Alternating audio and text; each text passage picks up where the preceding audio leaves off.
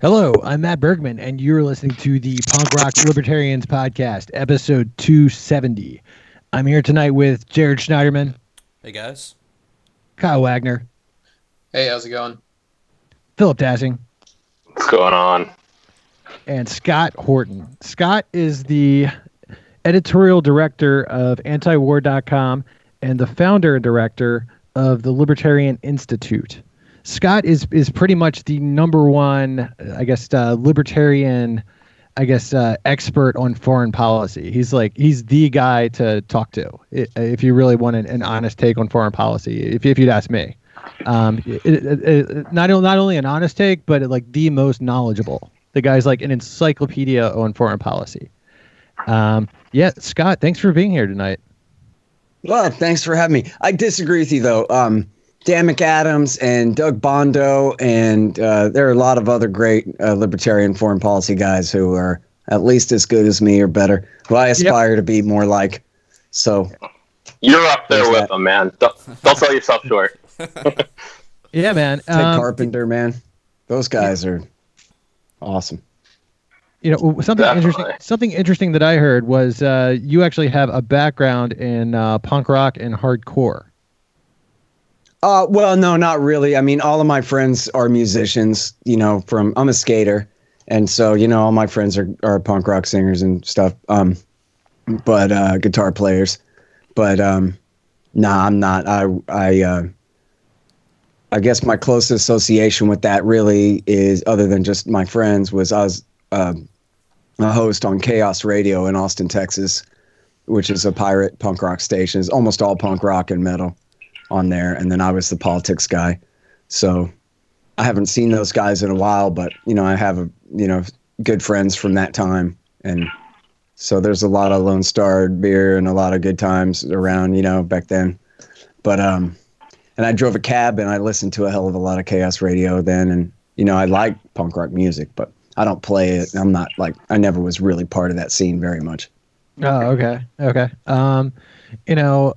Another thing that I wanted to ask was, hold on one second. Actually, I'm going to throw this over to Phil, and I'll take it back.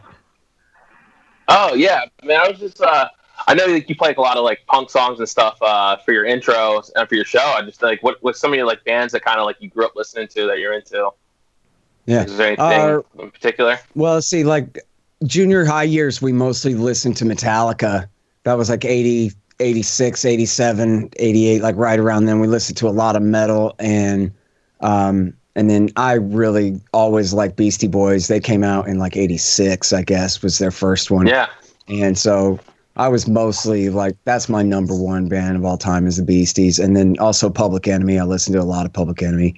And, in skateboarding, there's, a big musical influence in all of that. And so, there would be, I think that's probably how I first heard of Public Enemy was from Natus Copus, wore their shirt in Streets of Fire back in 88, I guess, 87 or 88, something. No, probably 87.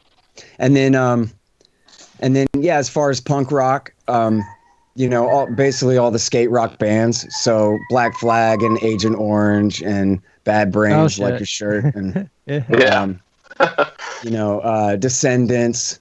Basically, the soundtracks of the skate videos, those same groups. I listen to a lot of Poison Idea. If you ever read my book, the Afghanistan book, Fool's Errand, that you should listen to Poison Idea while you read it, because that's how I wrote it. That's awesome. Hey, Scott, do you still skateboard? Well, kind of. I mean, I'm trying not to get the COVID right now, but yeah, actually, here in Austin, we have a vert ramp that was only 16 feet wide, and then they just widened it 12 feet wider. So now it's 24 and has a brand new layer of skate light and gator skins, whatever, outdoor masonite stuff on it. And then the plague hit, Captain Tripp's here, so nobody can go ride. I don't know if they're skating it or not. Maybe they are.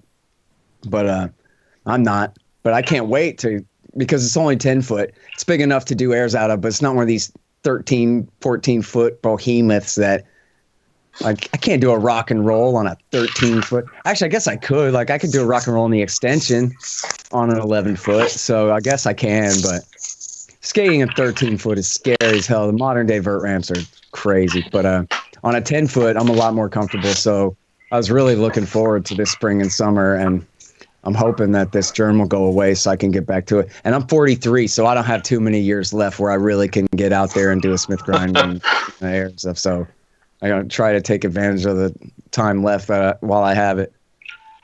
Yeah, actually, I just got back into skating like 6 months ago, and I'm 39. And I hadn't skated in like 20 years. Yeah, well, but you don't ever lose it, right? I don't know.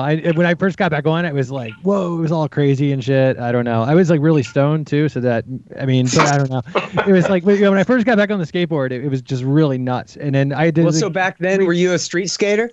Or yeah, exactly. More of a mini ramp guy, or streets when I was a kid. Yeah. I mean, I skated a lot of street, but I gave up I never quit. I've skated all along. But I gave up trying to ollie downstairs when I was like 22 or something. I just thought, you know what? Like, these guys are way better than me. I'm not doing a 360 flip down 8 stairs. Like, there are guys in my town who are just insane. And so I just thought, you know what? I work real good on like a 6 foot mini ramp. that's kind of my thing, you know? Well, actually, like just recently, I got into bowl skating. As a kid, I only rode on the streets, but in Baltimore, there's it's called the Lansdowne Bowl. It's been around since like 1978, so it's like really old. And I'd always heard of it when I was a kid, but I never went there. And recently, I started the bowl skating, and that's like a whole other different game of balance, you know? It's like you're just like surfing around. That's really been the most fun that I've had since I've been getting back into it. But I'm not doing anything too crazy.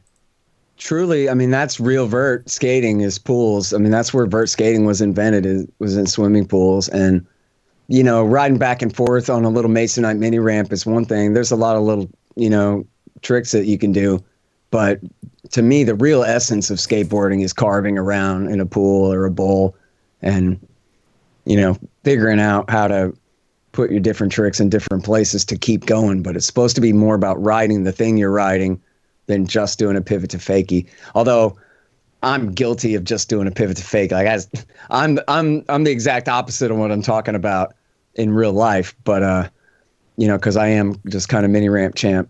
But when I do have a chance to skate pools and stuff, I mean, that's what skateboarding is truly about, dude, is riding vert in even like makeshift pools. You know, the skate park bowls, even with metal coping, still is, you know.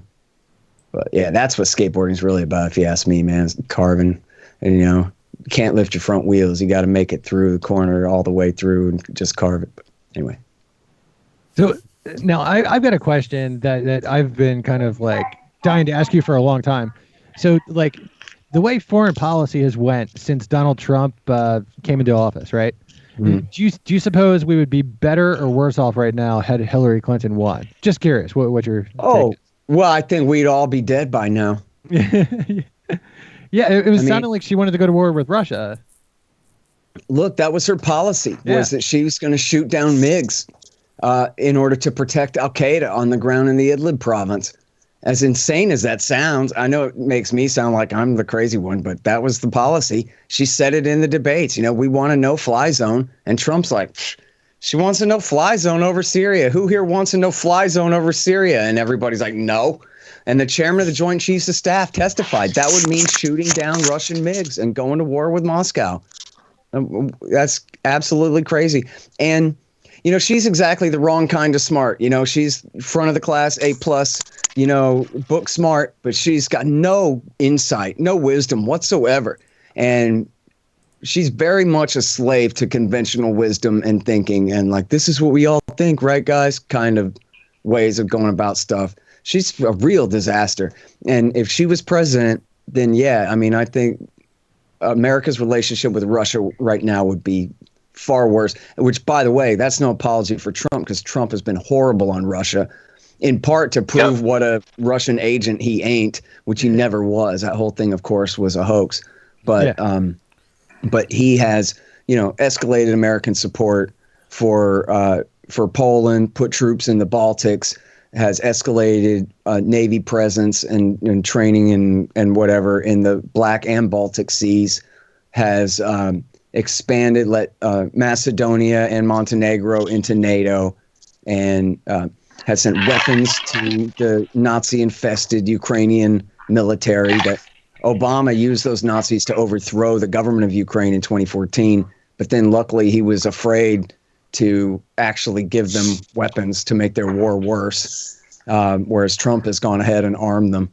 And so, yeah, he's really bad. But then again, he's not directly trying to pick a fight, whereas Hillary Clinton would be. I mean, Hillary Clinton was sworn because this was the consensus. She was sworn America must defend al-Qaeda in Syria. They call themselves Hayat Tahrir al-Sham. They used to be called Jabhat al-Nusra. But all they are is they're the Syrian faction of al-Qaeda in Iraq from Iraq War II. Is all they ever were. It's the same guy, Abu Muhammad al-Jolani, who's sworn blood oath loyal to Ayman al-Zawahiri. And that's the group that America and Turkey and Saudi and Israel are supporting there, and supporting their allies and giving them billions of dollars and all kinds of guns. And Trump, to his credit, this is the best thing he's done in his presidency, was in the spring of, well, it may have been early summer, June 2017, he called off all CIA support, canceled all CIA support for that group, and backed down on that. But anyway, sorry, that's the long answer to your question. But I do think that there's a very reasonable chance that we'd have had hydrogen atoms fusing together above our heads, and then that'd have been the last thing we knew. One thing that I would give to his credit, or take it for whatever, but when like Iran supposedly shot down our drone that was supposedly not on across their border, but it was kind of close to it, right then I thought, he's definitely going to go to war. Any president ever that I've seen in my entire lifetime would have went to war here, and he did not. That shocked me. Yeah. Well, and I think he probably wondered whether the Navy set him up there and flew this hawk. I mean, there was immediately a dispute about where it was in the airspace, and I think he was a little bit suspicious of that. And then the way the story went, I don't think there's really much doubt about this narrative at the time. I watched it play out at the time, and then it seemed to be confirmed that the New York Times, I'm pretty sure it was the New York Times first, had a report out that said they're preparing to go to war within the hour. Oh, no, I guess I had heard this too. Someone had called and told me that this was going to happen. And then there was a newspaper report that said that it was going to happen. And then right then when the newspaper hit online was the Tucker Carlson show. And he interviewed Colonel Douglas McGregor. And Carlson is like, hey, isn't it the case, Colonel, that our enemies are the Sunni terrorists, the bin Ladenites that knocked our towers down, not Iran and their friends? Isn't that right, Colonel? And McGregor says, that's right, Tucker. And he goes, is there any reason why we got to fight Iran right now? And he's like, not over a drone. No, we sure don't. And then that was the narrative that, they called it off. The next thing you know, the New York Times has a new story update. They called the thing off. They're not doing it. And then they didn't. It didn't happen. And the way it was reported was that the planes had already taken off and he called them back. I don't know if that was really right or what on that detail. But apparently he watched the Tucker Carlson show. And Tucker Carlson was like, look, speaking as a loyal Trumpist, Carlson told him, you do not have to do this. And, that was what he needed to hear, was somebody tell him that there's a break in this consensus. And he's been horrible on Iran, and because he's horrible on Israel is why he's horrible on Iran, because that's what they want. And but then again, like, he's looking at history. He knows that when he was younger, this is how Lyndon Johnson destroyed his presidency, was the war in Vietnam. This is what McGregor said on the show. He said, Tucker Carlson, the war in Vietnam destroyed LBJ. The war in Iraq destroyed George W. Bush, and a war in Iran will destroy Donald Trump. That's why he's got to not do this.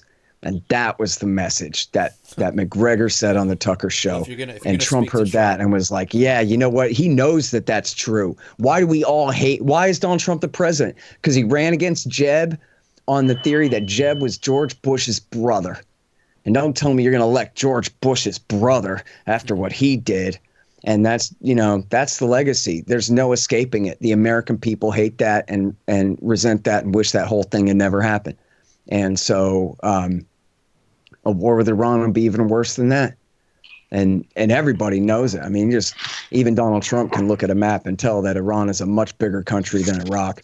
And Iraq had been at war since 1980, basically, had been at war with Iran and then bombed by the U.S. from 1991 all the way through the invasion of 2003. They had no fight to put up. But Iran has, the last time they were at war was in 1989 when the Iraqi invasion was finally thwarted and ended. And they got mountains, 3 times the population. So, yeah. So my question is, so why you hear this narrative all the time saying that Iran is the greatest state sponsor of terrorism. What I understand it's complete bullshit, but what are they using to say that? Like the State Department, what gives them that ammunition? Like, is there anything? Because I have not heard one single thing. Yeah, I mean, you're right that it's just a slogan. They never try to really offer details. If you press them, they would say, well, they support Hamas and Hezbollah. But the thing is, they really don't support Hamas ever since Hamas took the revolution side in Syria while Iran was backing the government there. They cut them off then. And even then, Hamas is not an anti-American terrorist group or a terrorist group of global reach, as George W. Bush would have said. In the first place, they're a local resistance group that's almost entirely confined to the Gaza Strip. They have a small presence in the West Bank, and they're an elected political party and a government. They're not really a government. They're the trustees in an Israeli prison, but they're elected and they run the local security forces in the Gaza Strip. And it's like Sinn Féin and the IRA, where Sinn Féin is the political party and IRA is the armed faction. Well, Hamas is a political party, and they have the Qassam brigades are their actual fighters, but they're not all fighters. And essentially they're a political party. And the same thing with, and by the way, Israel had helped to create Hamas in the first place and had made sure to hold back all of their competition for power and allow them to rise to power in order to have a right-wing religious alternative to the PLO, who were secular and communist, and or not always communist, but very much like secular leftists, certainly in comparison. And so this was a divide and conquer strategy. And then they fully implemented it with the failed coup of 2007 when Hamas got the Gaza Strip and the Palestinian, the Fatah, that was Yasser Arafat's old group, got the West Bank. And so the Palestinians are completely divided and therefore completely conquered, which they already were anyway. But so Israel had created Hamas in the first place, and then now they want to, or very much had helped it to come to existence. I'll put it that way. And then now they want to cry about it because they fight back at all. And they have in the past, they have done terrorist attacks against civilians, but that's been a very long time, since the second Intifada was in, 2003. So, in 2002. So, that was the last time I think that they did any suicide attacks or anything like that. And again, that's just inside Israel, a local resistance group, the conquered Palestinians under Israeli military occupation there.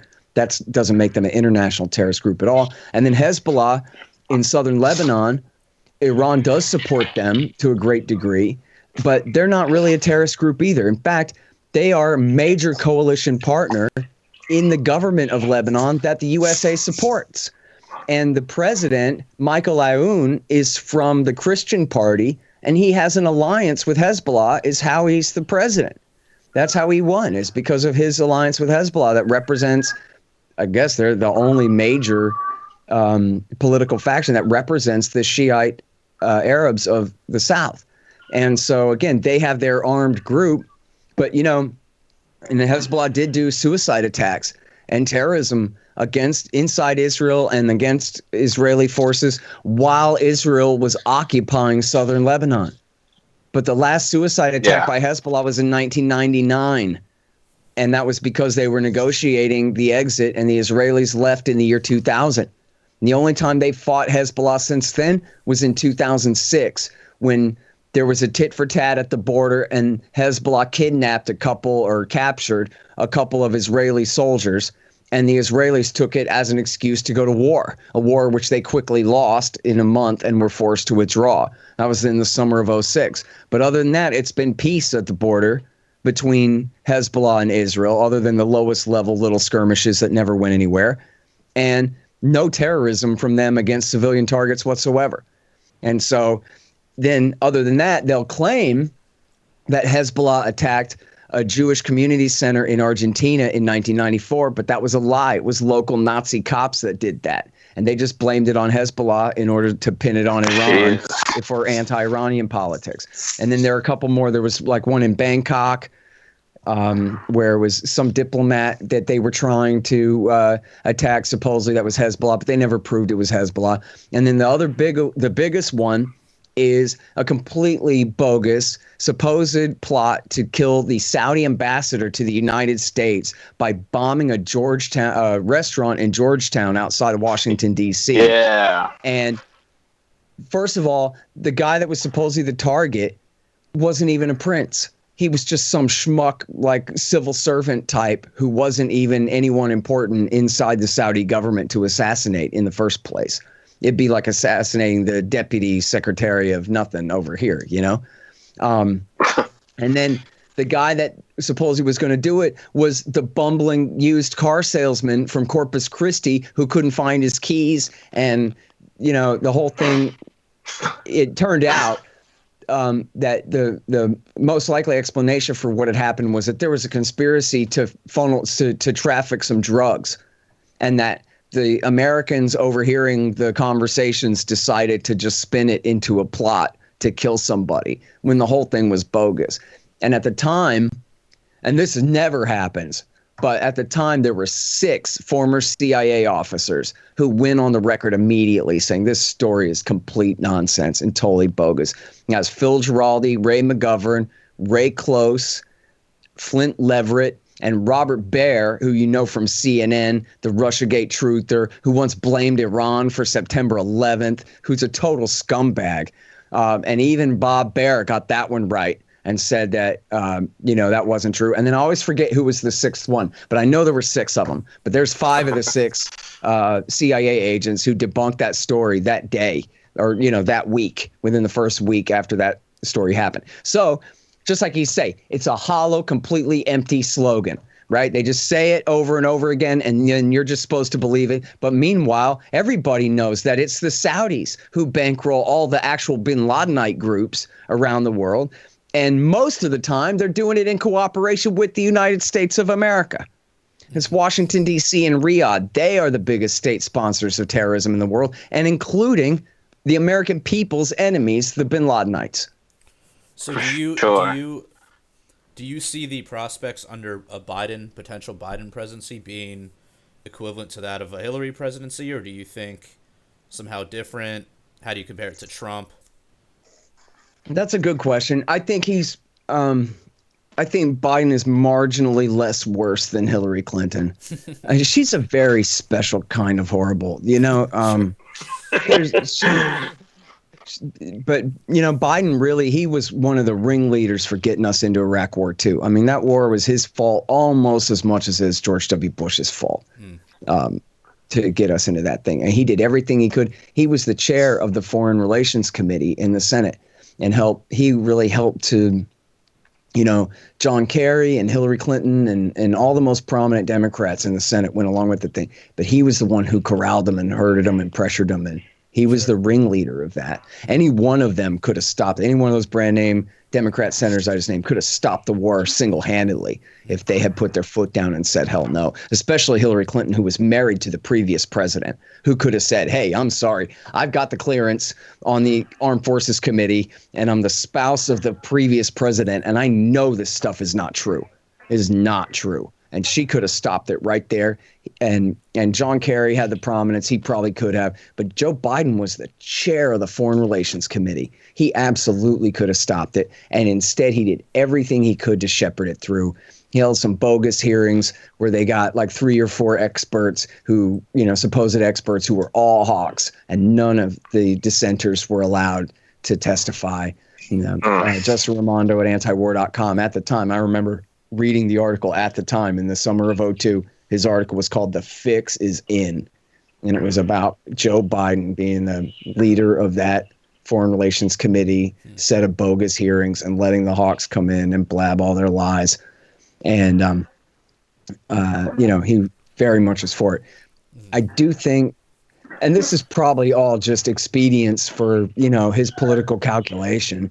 But I think he did learn a lesson from that people were really mad about that. And he opposed the Iraq surge, where they doubled the war and then lost it anyway. And then in the Obama years, when he was vice president, he opposed the doubling of the Afghan war, really the tripling of the Afghan war, and said that they should go with the minimal. He was like the what do you call it? Like on a planet, you have three choices: the maximum, the minimum, and the just right in the middle, kind of Goldilocks thing. Well, he was the minimal plan. Yeah. Let's give him only 20,000 troops for just hunting non-existent Al-Qaeda guys and some training, and forget fighting the Taliban at all, which is pretty good for back then for the position he was in anyway. And then legend has it that he opposed the war in Libya and advised Obama against doing the war in Libya, although I don't know that that's true.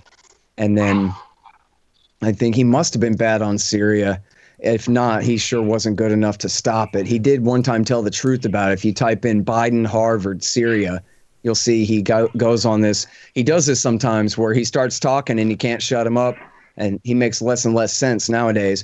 But at this time, he starts talking and he starts talking about how it's all of our allies who are backing the Al-Qaeda terrorists in Syria, and how he tried to make them stop, but they just wouldn't, and all this kind of deal. But he goes on and explains all about the truth behind that there. But so, that's no brief for him. The guy should be in prison for Iraq War II. He shouldn't have had the opportunity to be good on Libya other than from his Supermax cell.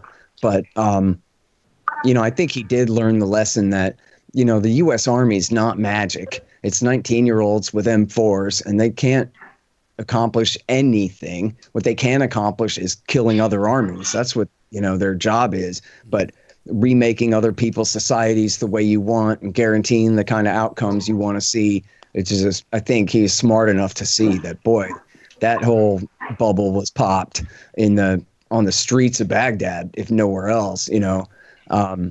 And so whether that would mean that he'd be very reluctant to be, that we could count on him to be any less worse in power. I don't really know. They asked him about, would you get back in the Iran deal? And he's like, geez, I don't know. I don't know enough about it to say. Like, what? You were vice president. The government that got us into the Iran deal. Dude, what are you talking about? Yeah. And we need that thing. We need to go back into that bad. That would be, if there's one reason to support Biden over Trump at all, that might be it, would be that he would be likely to get back into that deal with the Iranians. That really ratcheted down tensions there a lot. Yeah. The Iranians have stayed inside the deal this whole time.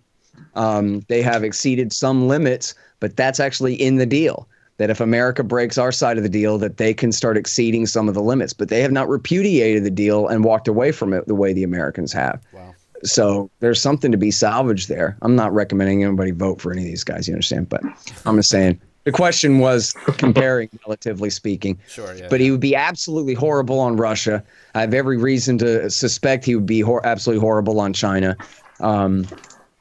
Just the way all the hawks are now. Essentially, it's like this with the military. The Army wants the buildup and the Air Force too, I guess, want the buildup in Europe against Russia. The Navy and the Marine Corps, well, they're focused on China. So you can see how this is all about them and not about Russia and China. It's all about the American services and their interests and, their cronies' interests. And then the Special Operations Command gets Islamic South Asia and Africa. That's basically the way they're divvying it up. So that's completely nonpartisan. That's the Pentagon's world empire. And so which president could you vote for that's going to take that away from them? There's not one. That's essentially the deal. That's what they're here for, is to keep that whole system going as long as they can. And so, and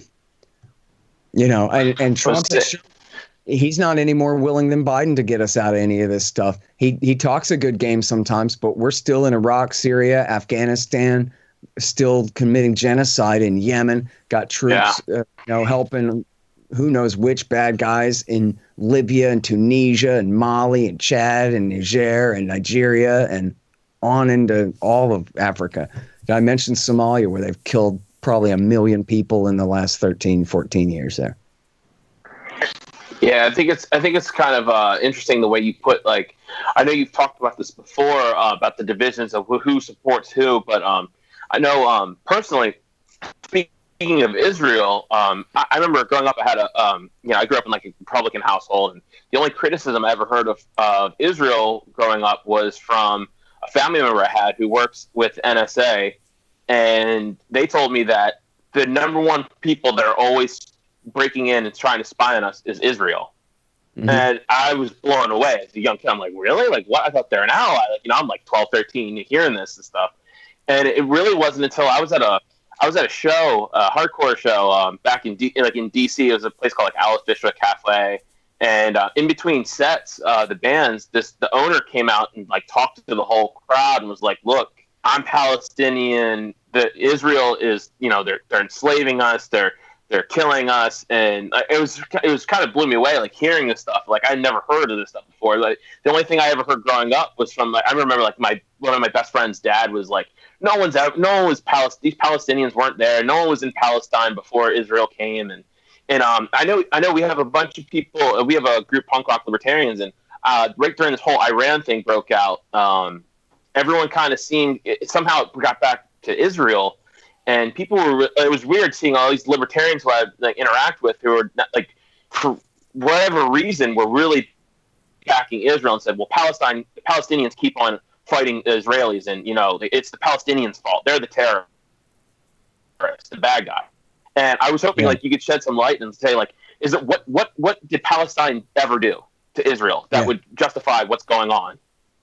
Sure. Yes. Okay. So a bunch of things there. First of all, your uncle. I mean, this is the deal. If you ever talk to a former CIA officer or a former NSA officer or somebody who was like an FBI counterintelligence or something, they hate Israel.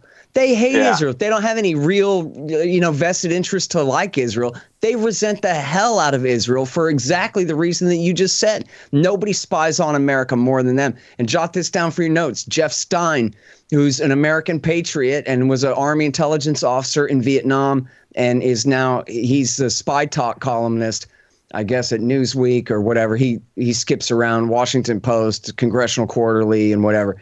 But he has reported for years and years and years that there's just no question that they are the number one allied state that spies on the U.S. And then in many years, they spy on the U.S. more than Russia or China or any, supposed adversary does.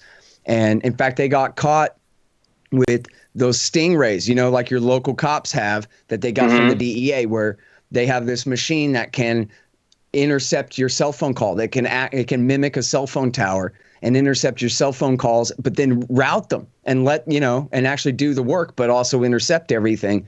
Well, they found those all around the White House. And this was like one tiny little story. I think maybe it was in the Post, but not the Times or something like that. It ran once, and just maybe USA Today had it for a day, and that was it. And this was the Israelis got caught, and they were doing everything they could to intercept Donald Trump and whoever else is on a cell phone in the White House to intercept all their calls. They were literally in the White House? And that was just, a year ago or something like that. I'm sorry, go ahead. Yeah, these devices were literally in the White House? I think they were in the neighborhood, like right around it, like, but within a block all around, Wow. hidden in the bushes and whatever, Yeah. And then, so now, the whole question of Israel-Palestine is obviously it's very complicated. But to address the way that you put it first here, what did Palestine ever do to Israel? Well, it was Palestine. The Israelis conquered and took over 78% of it. And the Palestinians live on 22%. That's what's left is Palestine. If you look at a map of Israel right now, it looks like maybe the Palestinians invaded from across the river in Jordan and carved out this big piece of Israel, the West Bank. But no, that's what's left that the Israelis have not finished conquering, where they came in after. I mean, they started coming in. The Zionist movement was before World War II, but after World War II, many Jewish exiles from Britain and survivors of the Holocaust, I mean, from Europe and survivors of the Holocaust came to Palestine, and then they declared independence and created their own state in 1948. And they made, from the very beginning, they made a secret deal with the king of Jordan that he would take over the West Bank to preclude the Palestinians from getting their own state. And they stabbed them in the back from the very beginning. Instead of, we can't have one state where everybody has equal rights. It has to be a Jewish state. But according to they always invoked the United Nations resolution that recommended a partition and that there be a state of Israel for the Jews. But the other part of that plan was that the Palestinians would have their state, but they never got theirs. They remain under occupation. And then the Jordanians lost it to the Israelis in 1967. And the Israelis took over the West Bank and the Gaza Strip in 1967. And so since then, the Palestinians have lived, well, think of it like this: martial law, which would mean if your governor turned your state over to the U.S. Army to administer, where essentially the law is do as you're told or be shot. That's martial law. Well, the Palestinians live under a whole other level of tyranny beyond that. They live under foreign military occupation law, which is that much more lawless than martial law under your own military dictatorship, if that makes sense. They essentially have no rights whatsoever. And it's not that they're slaves, right?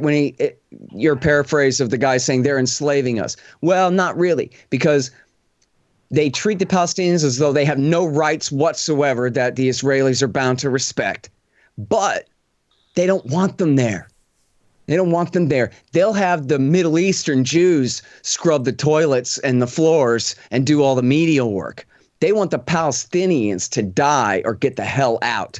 And they want to force march them into the Sinai Desert or into the Jordan River or, across into Jordan. And you'll hear all the time Zionists say, why can't they just move to another Middle Eastern country? Because that's theirs. And I'll tell you about this, man, because, your question is actually perfect in the sense that it is completely representative of the American understanding of Israel-Palestine. And that is essentially a state of confusion. Who is who and what is the deal over there anyway? Exactly. And I was the exact same way. And when I started learning all about foreign policy stuff, this is the thing I kind of put off until last because it seems like it's so complicated and I'm really not on any side. I don't care. So I don't know. And then this was the thing. And I remember telling my history teacher in high school that, I don't really want to know or care or anything about that because, frankly, I'm an atheist. I don't believe in any of this ancient mythology stuff anyway. And you have these people saying, oh, God gave us this land. No, God gave us this land. No, God gave us this land. And so it's completely intractable religious conflict. And both sides lack having reason on their side. They're all invoking this supernatural mythology to justify property rights. And so the whole thing is bankrupt all the way around. There's no side to take. But see, that's just wrong. That's just wrong. And that's what she tried to explain to me then that I didn't understand. But the Palestinians, they have natural property rights to that land. It's their land. They are the sons and grandsons and great-grandsons and great-great-grandsons going back for 3,000 years. They are the people of Palestine. The Roman exile, even if it had happened, that was 2,000 years ago. The people who have homesteaded that property since then own it, regardless of what happened back then. But in fact, the Roman exile never even happened. That is total mythology. They had no ability to transport people out of Palestine in that way, like in the stories. And that's why there's no real history of it happening at all. It's just a myth. But it's regardless. That land was under John Locke and Western property rights theory. You take over land, you homestead it, you mix your labor with it, you plant crops and you harvest them. That's your land. And that was their land. They have natural property rights. It's the Israeli Jews, or the Jews from around the Middle East and from the Ashkenazi Jews from Europe. They're the ones who have to invoke a supernatural right. They're the ones who have to invoke ancient mythology, because under just the regular rule of property rights and law, they would have no right whatsoever to invade this land and say, yeah, but my great-grandfather to the 10th power removed 2,000 years ago owned some land around here somewhere, so now I have the right to kick you off of this land and take it over. No one would buy that. And so they have to dress it all up as this is biblical and that this land still, quote unquote, belongs to them. Even though they're the descendants, the Ashkenazi Jews who founded Israel, they're the descendants of converts to Judaism anyway. This whole thing is just extrapolated nonsense on top of extrapolated nonsense. It would be like if the Italians of New York and New Jersey invaded Sicily, killed a bunch of people and raped them and lined them up and shot them against the wall and seized all their property and said, yeah, but our ancestors came from Sicily, so we have every right to do this, to go and invade and kill and whoever. That would mean that the Germans had the right to invade Eastern Europe, because that was where the ancient Teutons came from.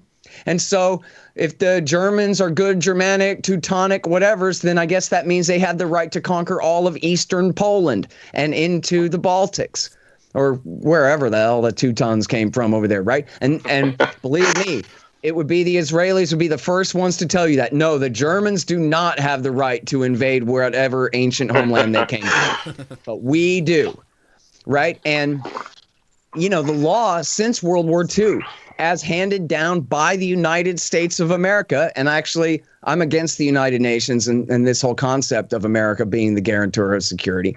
But the law in the world since World War II is you may not do this.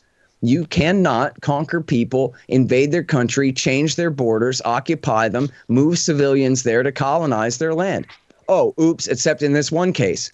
And then in 1967, right, 20 years later, after the creation of Israel, then Israel comes and occupies all of the West Bank and the Gaza Strip.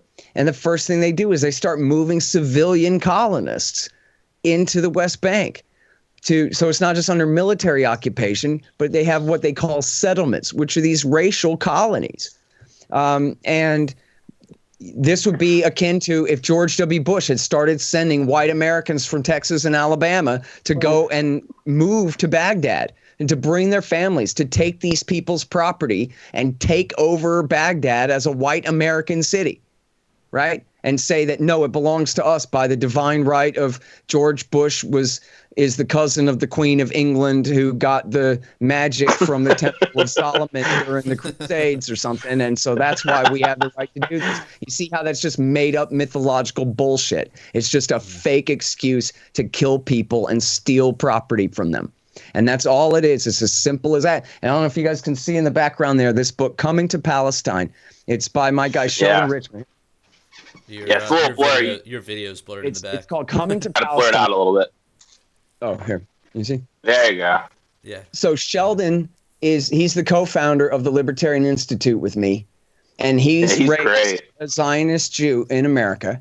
And this is the story of how he learned the real story of what happened there. And I don't know how familiar you guys are with Sheldon Richmond, but he's as libertarian. Yeah, I'm pretty yeah.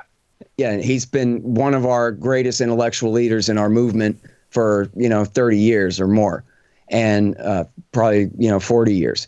And so this book just tells the story. This is everything you need to know about who's zooming who around here. And it's all very cut and dry. The only reason it's confusing is because they lie to you all damn day. As simple as that. Yeah, Yeah, man. Scott, I've got a question for you from in our group. So Ted Langer asks, what do you know about a supposed plan of Trump's to send troops into Mexico to help them fight the drug war? Well, they had talked about that, but I don't think it's going to happen. I don't think the Mexicans want any part of that. They would have to agree to that. And I think, if the Army knows what they're doing, they don't want any part of that either. I could recommend an article by Fred Reed, cranky old kind of right-wing libertarian, writes sometimes for LouRockwell.com. and he's an expat living down there in Mexico. And he wrote an article about that. Oh, it's going to send the army to fight the drug war down here, huh? And then it's a picture of the Sierra Madres, these mountains in, I guess south of Arizona land around there. And man, this is some tough territory. This is like fighting in Tora Bora or worse. This right, is yeah. land of drug runners. You can't. This is their land. You can't oust them out of there. You can't hunt them down there. Those are their mountains. And it'd be like the Mexican army trying to invade Colorado to take it from the civilians of Colorado. Good luck with that. We already have the high ground, and we're armed to the teeth and ruthless as hell. Forget it. And so he's saying, you want to lose an army, go ahead and send them into Mexico, man. They might never come back again. You might not find out whatever happened to them. Just forget it. Just call the whole thing off. And in fact, why is the problem in Mexico so bad? It's because they militarized it. I mean, it used to be that, Mexico wasn't even that big in the drug game because all the cocaine was coming from Peru and Colombia down there, south of Mexico. And then they just fly it up. But then the Americans cracked down on all the planes. So then they had to go overland. So, they end up going up through Mexico and corrupting huge parts of Mexico's economy and society and government in order to be able to get away with it all. And of course, there's so much money at stake that they can do that. So they end up completely corrupting the police and everything. And so then what George W. Bush and Vicente Fox, their best idea was, we'll call out the army and we'll just send the the Mexican army after them. Well, you're familiar with the Zetas, who are the most dangerous of the drug gangs down there, the cartels in Mexico. Well, they started out as an elite anti-drug task force that was going after the worst drug dealers. And then they were like, man, we're the baddest hombres in East Mexico right now. Jesus. Why don't we just take this thing over for ourselves? And so they did. And they became the very worst cartel in Mexico. And then that was when the CIA started backing the Sinaloa cartel in order to fight against them. And you guys are familiar with the gun walking scandal of the Obama years, where the government was making, they were completely pressuring and leaning on this Arizona gun dealer, a legal gun shop, to allow these Mexican gangsters to come in and walk out with all these high-powered weapons. And the idea was, we're going to follow the guns to where they go, and that'll lead us to the big cheese or whatever. Well, the big cheese is working for the CIA in the first place, you dumb-dumbs. And so that's who you're going after. And then, but meanwhile, then those very same guns, and they traced it back, some of those very same guns were used to kill American DEA guys and plus innocent civilians and all kinds of people in Mexico with those very same firearms. And this actually broke into a scandal there for a bit. But this whole thing had just been completely exacerbated by the United States. And for all the complaints of American right-wingers against immigration from Mexico, well, hey, maybe if you stop razing their country to the ground for them in the name of saving them and helping them, maybe they would stay home. But there's not a bigger pro-immigration program in the world than America in George W. Bush insisting on the Mexican government militarizing the war on drugs, which, of course, for even a Bush, Neil Bush, say, for example, the bank swindler, ask him. He could explain to you that as long as there's a demand for cocaine among who?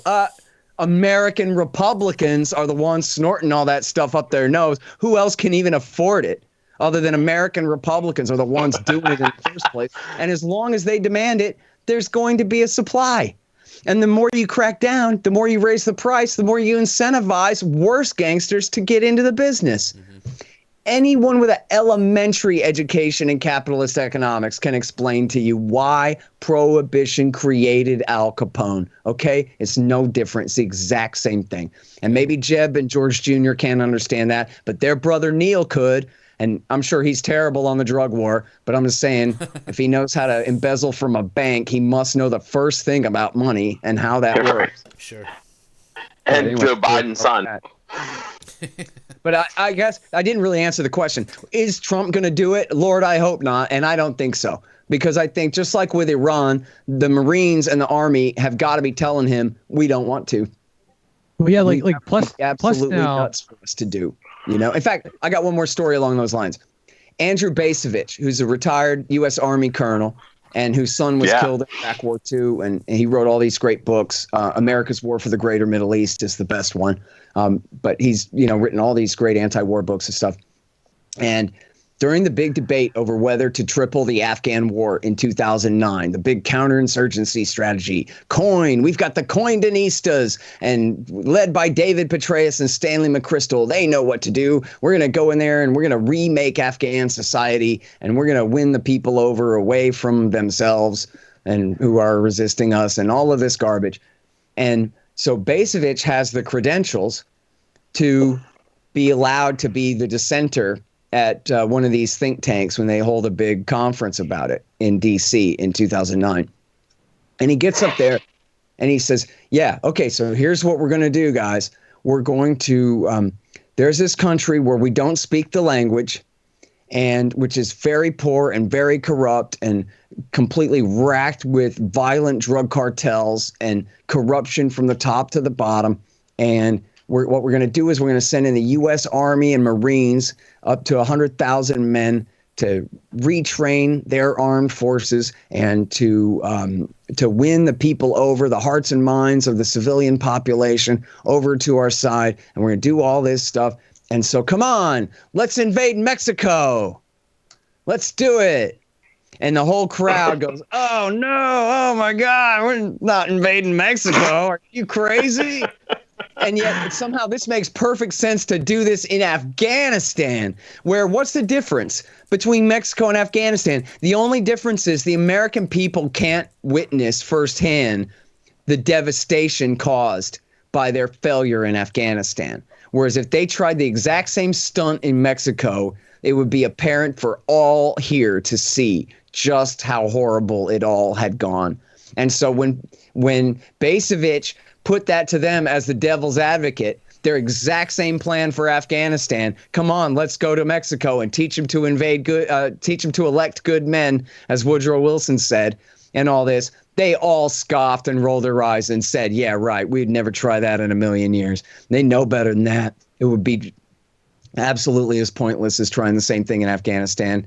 And they knew that before they tripled the war in Afghanistan. They went ahead and did it anyway. But on that same thinking that they're just denying. So do you think that coronavirus will affect our foreign policy at all? Like maybe if there's such chaos and a pandemic going on in the States, maybe we're not going to be as concerned with attacking other nations? Well, it can cut both ways. My most recent article for antiwar.com says we have to end the worst now. I mean, this should be so obvious, where every single kitchen table in America right now people ought to be asking, hey, what if we hadn't have blown $17 trillion on imperialism so far in this century? That's $1 trillion a year plus, I mean, really more than that. It's $1 trillion a year. And then on top of that, the cost of the wars is another $6.5 trillion. I mean, the amount of money blown, and then plus the interest on the debt, and the care and feeding of the nuclear weapons and the submarines and all of this stuff, it's incalculable. I mean, it's impossible for, other than the most advanced math geniuses at your local university or whatever teaching down there, for the rest of us, we can't even really fathom how much money that is. And that's the entire worth of the American economy before the crash, right? A few weeks ago, before the crash, we were talking a $20 trillion economy. That's essentially how much we've blown. What the entire value of all the material wealth in America is in a given year is how much we've blown. And just think, I mean, and never mind any kind of commie plan for the government doing it, but just think if private, taxpayers had that money instead and hadn't had it inflated away from them, hadn't been, forced under artificially low interest rates to speculate in the markets and lose everything when it crashes and all these kinds of things. And just what if regular investors had that money to put into healthcare businesses? I mean, trillions and trillions and trillions and trillions of dollars worth of people's needs being met. And, And again, that's not commie talk. I mean, in fact, in the sense that they mean, I mean, I think you can say the exact same thing from a completely laissez-faire free market point of view of just private that money and doing what they want. But, it was Ike Eisenhower, who was the commander of United Nations forces in Europe in World War II, the 5-star general, who then became the president of the United States for 2 terms. He was the one. It's not the military-industrial complex speech. It's the cross of iron speech, where he says, like, listen up, everybody. For every battleship we build, that's 6 schools not built. Okay? For every time that we build a nuclear rocket, that's money that's not going to keep somebody's grandma alive. Okay? These are trade-offs that we are making here. You cannot have it all. And, this is, right, the number one first lesson of economics is scarcity. The money, all the wealth that's being transferred to this is not going to something else instead. And we this whole society ought to be looking back at the last 20 years, and they should be marching on George W. Bush's house to hang him from the highest lamppost for all that he has ruined. And him and Obama both, and Trump with him, they belong in prison, these guys, for life for what they've done. And not just to the people of Iraq, but to the people of the United States of America. I mean, think about all the money you make in your life, all that they tax you, thousands and thousands of dollars a year in your federal income taxes that they take from you every year. By the end of your working life, however many tens or hundreds of thousands of dollars they'll have taken from you. And yet all of that is the slightest rounding error when they pay some institutional bondholder the interest on their debt. That's it. All your money that they take from you and the value removed from your ability to care for yourself and your people and invest for your own future, that money is just pissed away by them. You're lucky if they piss it away instead of paying the salary of some torturer with that money that they take from you. But mostly they'll just piss it away on the bond that went to pay for a tire for a plane they never used. I mean, it's absolutely insane, the amount of wealth that they take from us and destroy.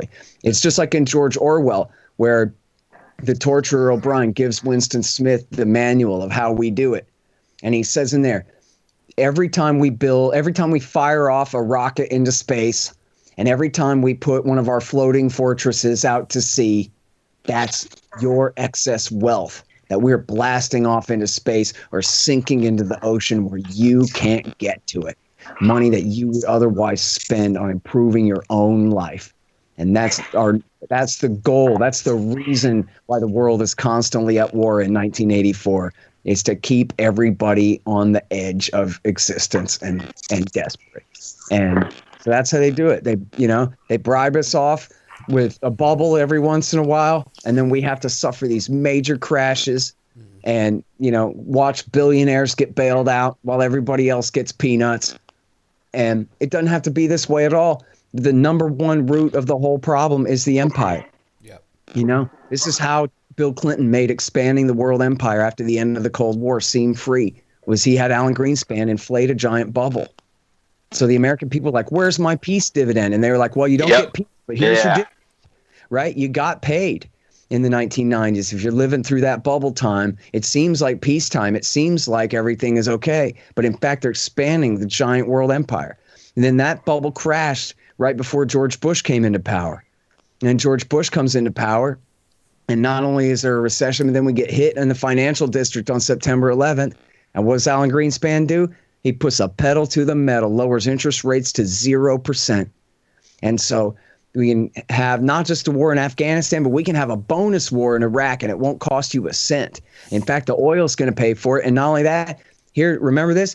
They sent out $300 checks in the mail in 2004 and 2005 as though this was your dividend. This was your share of all the money we are making off of invading Iraq. When, in fact, they created that money out of thin air. It was just a bribe. In fact, they were burying $6 trillion in the sand of Iraq, destroying that wealth where no one could get to it at all, and destroying all kinds of lives and property at the same time. A net loss all around. They made it seem not only free, but like you were going to profit from it.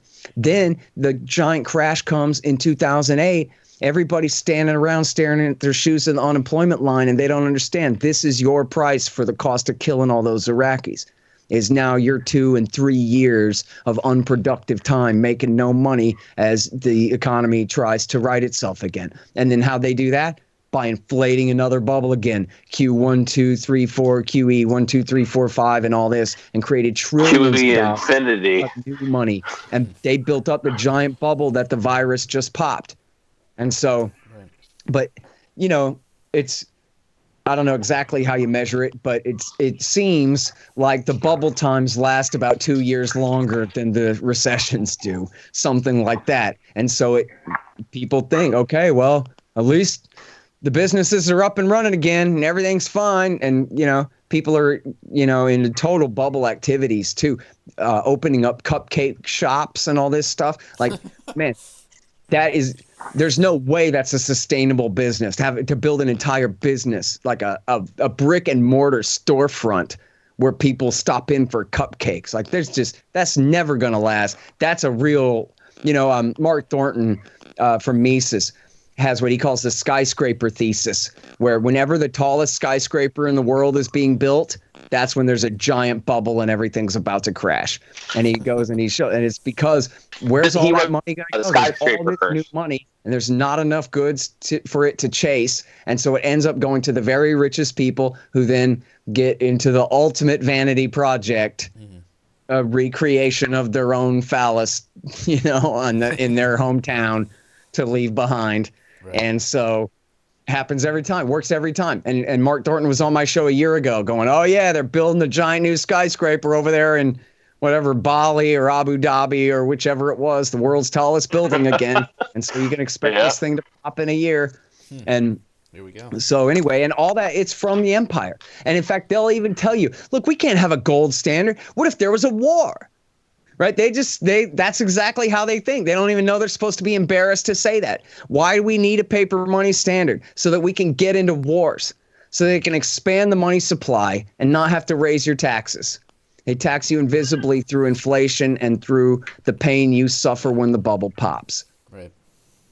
And so, yeah, man, it ought to be that the American people realize we don't need the Army, the Navy, the Marine Corps, the Air Force. We don't need them. You know, Ron Paul said in 2007 when he's running for president, he told the Washington Post, he goes, man, we could defend this country with a couple of good submarines. That's it. That's all we need to deter Russia and China, our only conceivable enemies for the next 100 years out. The only people who could ever really threaten us. We hold enough nukes on 2 submarines, one in each ocean, to level their capital city, all their military bases, and whatever we would have to do, whatever we would have to be able to do to deter an attack on ourselves. Right. And then that's it. And the business of America could be business. The business of America doesn't have to be distorted into this global imperialism whatsoever.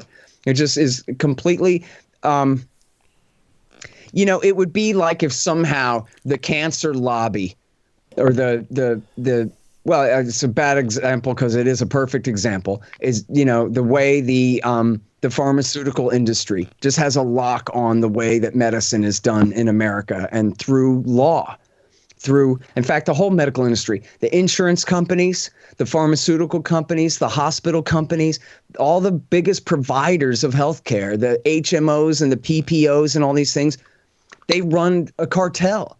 They work with the Congress to write the laws to rig the game for them, for the suppliers, at the expense of the customers. Where in the free market, it's the customer who's king. But they're organized. And so in the way that the masses are not. And so the companies can essentially rig the game for themselves. It's the same thing with the military. The military departments, and plus all those contractors, all the arms manufacturers, and all the, you know, intelligence analysts, and all the money that's being made. $1 trillion a year. As William Lynn said, it's the biggest honeypot in the history of the world. There's just nothing that compares to it. And so it's just, you know, for a leftist, this is just capitalism, the ultimate of capitalism. But to a real laissez-faire capitalist, this is what David Stockman calls the great deformation, right? This is the hijacking the entire American system by some businesses. That's not the same thing as capitalism, unless you just mean rule by capitalists, a state run by capitalists. But capitalism in terms of an economic system requires the destruction of these kinds of cartels and these kinds of, this kind of political influence over society, because it is, as Stockman says, a great deformation in the economy that ruins everything for everyone else. It rigs the game against everyone else.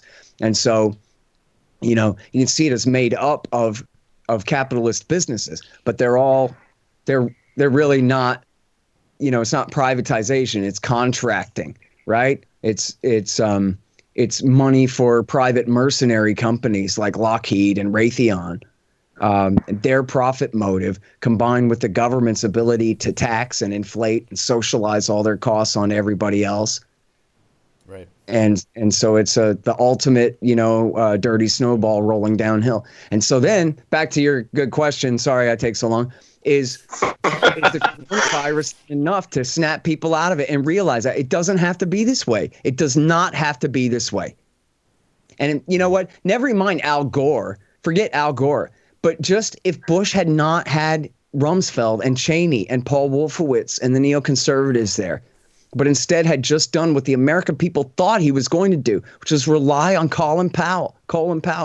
Now, he did lie us into war. He went to the UN and told a bunch of lies to justify Iraq War II, but he was being a good, loyal soldier there. He had advised Bush. I feel like he was used a little bit in that.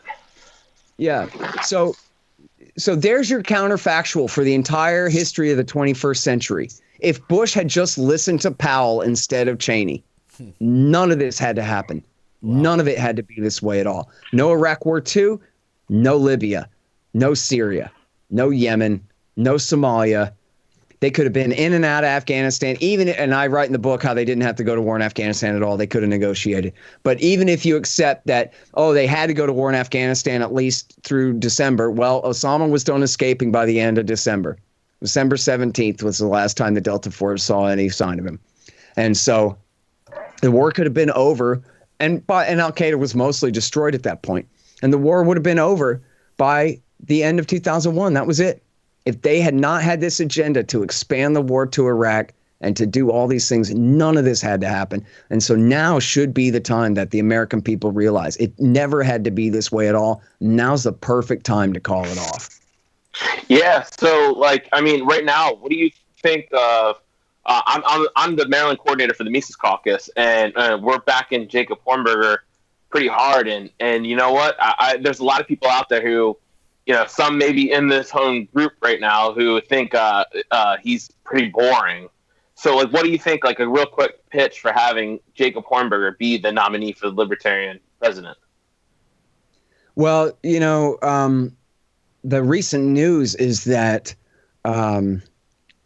Judge Jim Gray from California has entered the race with Larry Sharpe as his VP. And for people not familiar, Jim Gray was a conservative judge from Orange County who got sick and tired of the drug war. And that was how he became a libertarian, was, coming at it from a right-wing point of view against the efficacy of locking people up over drug possession stuff. And so he's in pretty tight with the leadership of the Libertarian Party. And I'm not exactly sure how the bylaws work and stuff, but I was told that if they can't hold the convention in May, which I don't think they're going to be able to do at all. If they can't, then it goes to the LNC, and the LNC decides. And then I'm not sure if you guys saw starting yesterday that Justin Amash is probably going to enter the race. And I think there's some real scuttlebutt whether he's going to be independent, or as a libertarian. But definitely you're right. I mean, well, when he floated, he said he was thinking about running for the LP nomination. There's a Washington Post piece about it, so he was explicit about that. Yeah, and I think if he runs, then he'll get it. And I think it's pretty impossible to run independent. Huh? I think it's pretty impossible to run independent, right? Because then you're not going to be on the ballot in all those states. Yeah, and there's no way he would have the money. The Koch brothers have abandoned him now, so he would not be able to get on the ballot. And the LP is only on the ballot in 36 states this year anyway. Yeah, we kind of got fucked last time. Yeah, and then, how can they petition? The laws are so strict against the third parties, and how can they go out and petition in the middle of a plague? So I think they're trying to sue in some states, but I don't know how much difference that's Yeah, going to here make. in Maryland for sure. Well, hey Yeah. Scott, we actually went like 12 minutes over, but dude, you've Oh, been sorry. so awesome. No, dude, no, you've been so amazing. That's why we went over, man. Yeah, you've been awesome. We really This guy never appreciate. got to ask a question at all here. I know. What do you got, dude? That's Kyle Wagner. He's a major statist. Yeah, that's all right.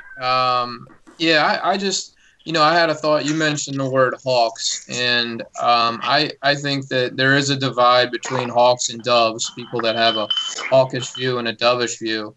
And for whatever reason, and a lot of American people are just neutral. They don't have a strong opinion either way. But I do think that the hawks are firmly in control and have been in control for at least the last 20 years. And so, you have great ideas, but we don't have anybody on like the Council of Foreign Relations. I imagine it's all hawks, and all the people around the president are hawks. And there just doesn't seem to be any voice of dovishness in the around the president. Yeah, I think that's right. And it's Donald Trump's fault, because the truth is he really does believe in this America First stuff. And, well, I wouldn't even say that. He doesn't believe in all the BS mythology about America's world leadership and all of this, all the kind of romantic justifications for the American empire. He looks at it as simply a money-losing proposition. And why should we have troops in Japan when they can have their own troops? Why should we have troops in Germany when they can have their own, and that kind of thing? So it's not like he has a real ideology against it, but he just doesn't believe in the ideology of it. But meanwhile, we have one good solid bench of anti-interventionist conservatives and libertarians who he could get, who have the credentials, to be in a position on his National Security Council and even on his cabinet. And so the problem is he just doesn't read. He just doesn't read. If he was the kind of guy who sat around and read at all, like somehow he would come across the national interest, where you have good kind of right-leaning skeptics and anti-interventionists. And he could hire Basevich. He could hire Doug McGregor. He could make Rand Paul the Secretary of State. He could get Doug Bandow and Ted Carpenter from Cato. He could get probably Paul Pillar from the National Interest, who, is kind of a reformed liar who was bad on Iraq War II, but has done pretty good since then. There's enough guys. There's a solid dozen guys that Trump, if he read the American Conservative Magazine and the National Interest, he could say, okay, we can do this. We have enough guys to fill the positions to carry out this kind of policy. But he just doesn't know even who these guys are. And then, of course, too, he's got to worry about the Israelis and the Israel lobby. And they will pull their support at a moment's notice. So you get somebody like Doug McGregor or Doug Bandow, who are, decent on Palestine issues at least. And that's an absolute no-go. I mean, fairness is absolutely out of the question. And, Trump had even said to AIPAC, to their face in 2016, that I don't need your money. I don't care about you, and you can do what you want. And he said, Marco Rubio, well, he'll just be AIPAC's perfect little puppet. Oh, no, he'll be Sheldon Adelson's perfect little puppet. No, I don't need Sheldon Adelson's money and this and that. But then somebody said to Trump, hey, the Republican Party needs his money. Not just you here. You got to have Congress. And then Sheldon Adelson ponied up $100 million in 2016 and another $100 million in 2018. And he's going to do another $100 million this year for the House and the Senate for the Republicans. And Donald Trump can't turn his back on that. And Sheldon Adelson is tied right at the hip with Likud in Israel, with Benjamin Netanyahu's government. And that kind of pressure Trump cannot resist. And he would lose all that support in an instant if he started appointing, conservative, right-leaning American non-interventionists and anti-interventionists. There are enough of them up there, but the political consequences would just be too tremendous for too many people. Again, that military-industrial complex that includes the state itself and all of its contractors, all of their media hacks. And just look at the way that they all coalesced around this narrative that Donald Trump was a pro-Russian traitor who'd been put in power by Vladimir Putin and the Kremlin in the most nefarious makes Alger Hiss look like a hero. I mean, and yet the whole thing was completely bogus. And they had no trouble whatsoever bringing the entire establishment around to rally around that point of view to try to marginalize any semblance of normalizing relations with Russia. They just will not stand for it. And so you're right. I mean, that's the long answer to tell you. It's as hopeless as you think, because we do have guys who could fit those roles, but Trump doesn't even know their names. And other than Rand Paul, and then even if he did, it's just precluded. There's just too many interests led by the Israelis, but whoever else too in the national security state who would just not stand for it. Guess it's just us then. Yep. So Scott, but, I should mention that the Quincy Institute, that's Andrew Bacevich and Eli Clifton and Trita Parsi, and they're not libertarians. But I think Clifton and Parsi are both progressives, but Bacevich is a conservative. And they're not pure Ron Paulians or anything. But essentially, if you look at the staff of the Quincy Institute, it's all the guys from Jim Loeb's blog. Jim Loeb is one of the greatest chroniclers of the evils of the neoconservatives. If you Google neoconservatism in a nutshell, you'll see the best speech by Jim Loeb about who these neocons are.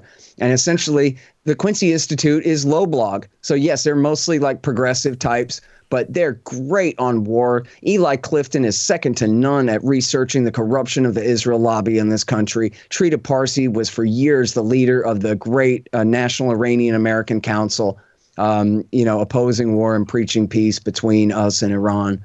And these guys are trying to get a seat at the table. They're trying to smuggle a less interventionist voice into the halls of power where, as you said, we don't have a single seat at the table at the Council on Foreign Relations. There's not a single guy with a prominent anti-war voice in any of the real halls of power.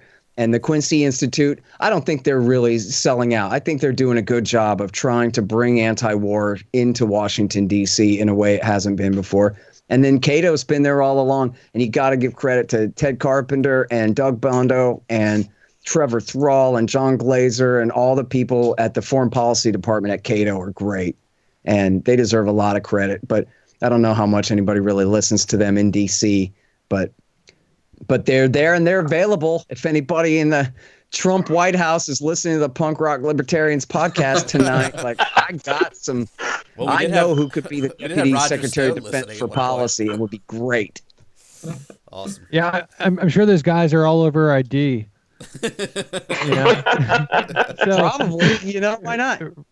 Yeah, or like Roger Stone actually tweeted us. He said he was listening to us, so that was pretty cool. This was before he went to jail, though. Roger Stone, call me, man. I know a guy who knows a guy. We could get some work done. Nice, man.